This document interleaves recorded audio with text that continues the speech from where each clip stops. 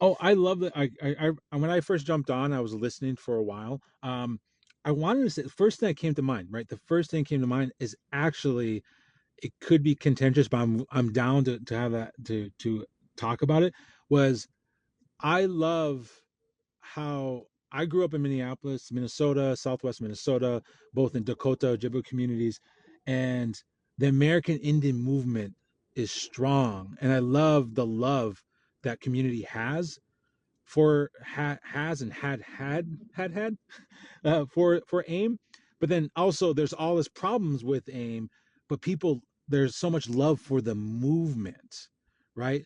For the collective organizing, and my mom and my aunties and my uncles who all grew up in it, who could care less about leadership conversations and really care about like, oh, we were fucking tight. We had there was a common vision for change and collective organizing, and I love that.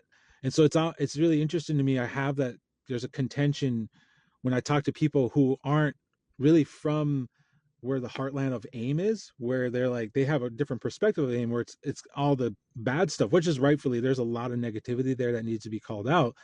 But being grown up in it in the movement, I'm like, yeah, but I also love our people, and that's what it was, is our people moving and organizing and taking action, shutting shit down.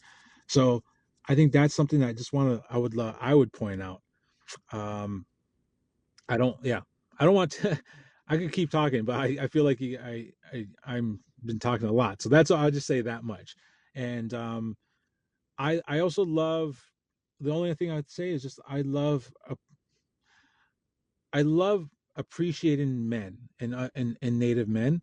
And I think one aspect of it, actually, there is one thing I would talk about is um, growing up.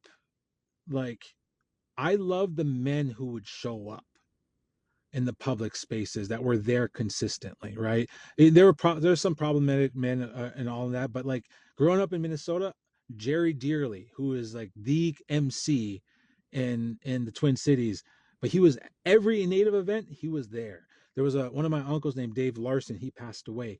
He was always there. Like anytime there was like a cultural event, they were there, and just to see that in a public space and the men that were a constant presence in a life where there was in inconsistencies, I think matters a lot. And I talked to a lot of other Native brothers, and it really resonates with a lot of us growing up, of like the men that were there. And oftentimes they were power MCs because that was their job, or they were MCs for funerals and other events. um I just want to acknowledge that, like, just the power of just showing up and being consistent in your presence in community means a lot.